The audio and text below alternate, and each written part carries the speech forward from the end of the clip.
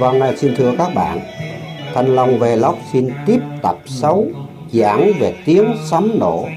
Xin quý vị cùng các bạn đăng ký rung chuông để xem chuyện dài tập Tận Thế và Hội Long Ho, cuộc tổng hợp tư tưởng các đạo giáo, Cơ Đốc giáo, Phật giáo, Cao Đài giáo, Phật Thầy Tây An, Phật giáo Hòa Hảo, các bậc dị nhân và các nhà bác học. Vâng, Thanh Long xin tiếp tập 6.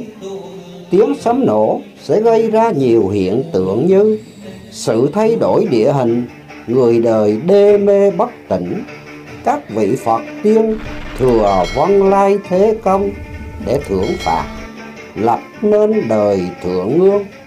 Lời ông sư vải bán khôi, thương thay trần hạ hết tình, sấm trời cao lại thình lình nổ ra, chừng ấy mới thấy quỷ ma, ai lành ai dữ, ai mà Phật tiên.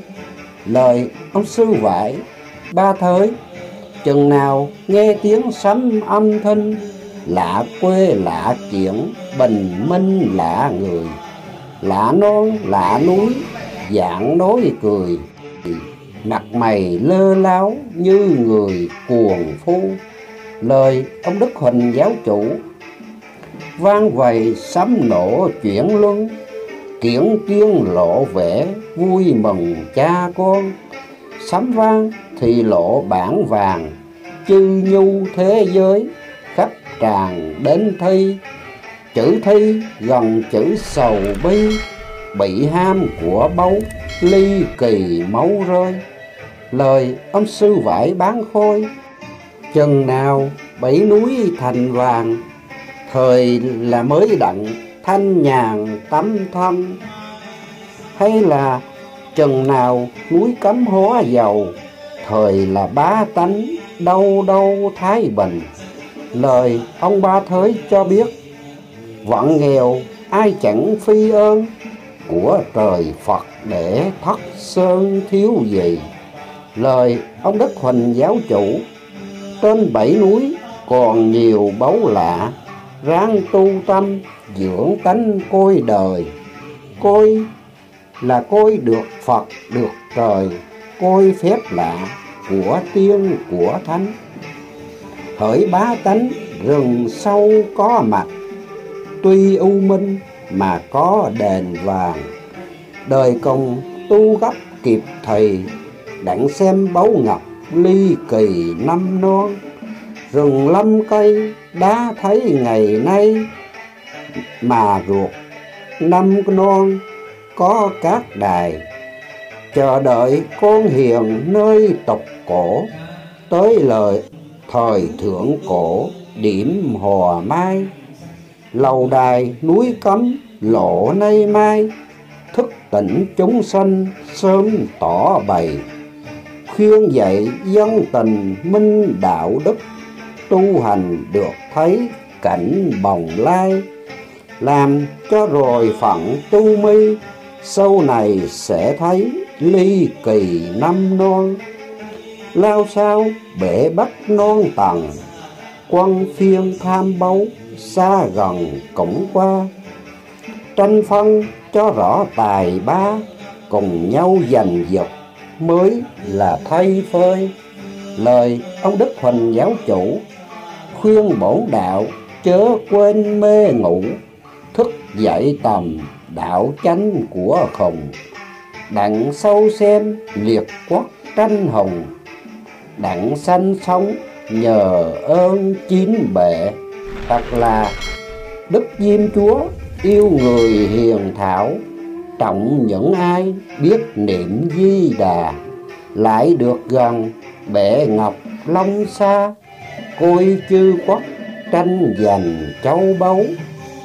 Hay là hãy mau khuya sớm chuyên cần, đặng xem chư quốc non tầng giành chia.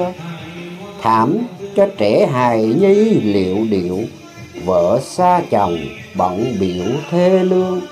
Phong trần dày dạn gió sương, chư ban ham báu hùng cường tranh đua. Còn một cuộc chiến tranh giành xé, khắp hoàn cầu cắn xe mỗi nơi. Dòm xem châu ngọc chiều mới, sao đời không sớm tách rời cõi mê. Tuy biết rằng vì ham báu mà các nước kéo qua tranh giành, nên cuộc sâu xé dâu làm cho lê dân phải chịu họ lây. Nhưng có điểm cảnh thê thảm ấy, người hiền đức mới thấy phép màu của Phật tiên thần thánh. Thất sơn lộ vẻ lầu đài, chừng ni mới thấy nhiệm màu của ta. Tu hành tâm trí ráng trì, sau này sẽ thấy việc gì trên mây. Hoặc là này lời lẽ ráng ghi, sau đây sẽ thấy việc gì trên mây.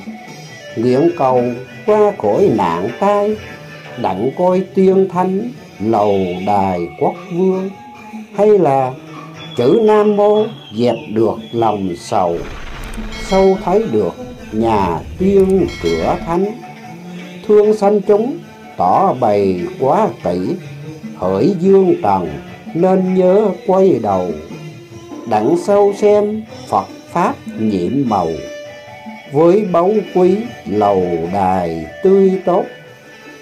Sớm chiều rèn đức kinh tinh, ngày sau mới thấy phép linh của trời. Gắng công tu xem nhiều phép lạ của thần tiên, trừ lũ hung nô. Lời ông sư vải bán khôi, các nước vây phủ tứ bề. Phật cùng chư vị nào hề rảnh đâu, Minh Hoàng ngự tại Nam Lầu. Phật cùng chư vị lo thâu phép trần. Lời ông Ba Thới mãn nhất thinh, các nước đều vô. Đầu sơn giao chiến, Nam Mô tranh tài. Thập bát quốc quay phủ ở ngoài, thiền trung xuất trận phép tài quan thiên. Đối Ngũ Long tiền trận nữ phiên, giao chinh tam trận chư tiên lai đầu. Phật thâu phép chư quốc chư hầu, quy lai thiền nội ứng hầu Phật vương. Lời ông Đức Huỳnh giáo chủ, địa tiên tài pháp phép đa đoan.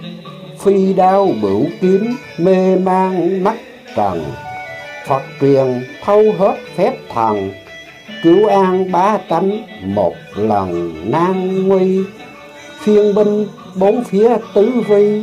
Kẻ sao cho xiết chuyện ni sau này, lớp thì thú ác dãy đầy, lớp thì tranh đấu tối ngày chẳng thôi. Kẻ hung chừng đó làm mồi, cho bầy ác thú đền bồi tội xưa.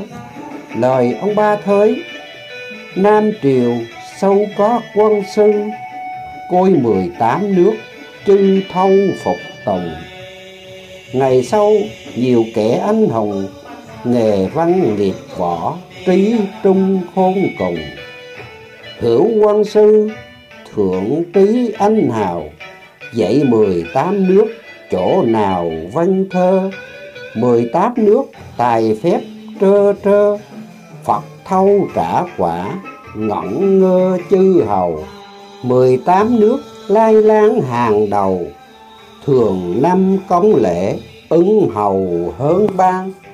Lời ông Đức Huỳnh giáo chủ, thất sơn tiếng nổ quy cổ diệt kim.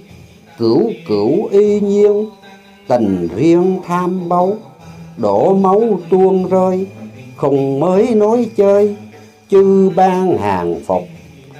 Cũng đồng một ý nghĩa như ông Ba Thới rằng không mới nói chơi chư ban hàng phục, nghĩa là khắc phục phiên binh, dần phương pháp bắt chiến. Để bộc lộ tính cách bắt chiến ấy, Đức Huỳnh giáo chủ thêm rằng: anh hô hò con tình tan sự xế, bỏ phế hương thôn ác đức vô môn. Rồng mây hội yến ra đời bất chiến, nổi tiếng từ bi, lời lẽ ráng ghi, thành công yêu thăm, có lắm người yêu. Vì đoạn này, nhiều người đem ra so sánh rằng giống một đoạn quốc cụ sấm trạng trình. Phân nhân đồng bất khởi, nhiễu nhiễu xuất đông chinh, bảo sơn thiên tự xuất, bất chiến tự nhiên thành. Vâng, Thanh Long xin kết thúc tập 6, tiếp tập 7 là giảng về đời Thượng Ngương. Một khi 18 nước phục tùng thì tam giới công đồng hội hiệp đã trừng trị những người hung ác, ban thưởng người hiền lương. Vâng, thưa các bạn cùng quý vị, quyển Long Hoa tận thế này sao lưu và ẩm ướt trên nhiều chữ, có phần sai, xin quý vị rộng lòng dung thứ lỗi. Xin quý vị đăng ký và rung chuông để xem sấm giảng dài tập quyển Tận Thế và Hội Long Hoa, cuộc tổng hợp tư tưởng các cao đạo giáo, Cơ Đốc giáo, Phật giáo, Cao Đài giáo, Phật Thầy Tây An, Phật giáo Hòa Hảo và các bậc dị nhân và các nhà bác học.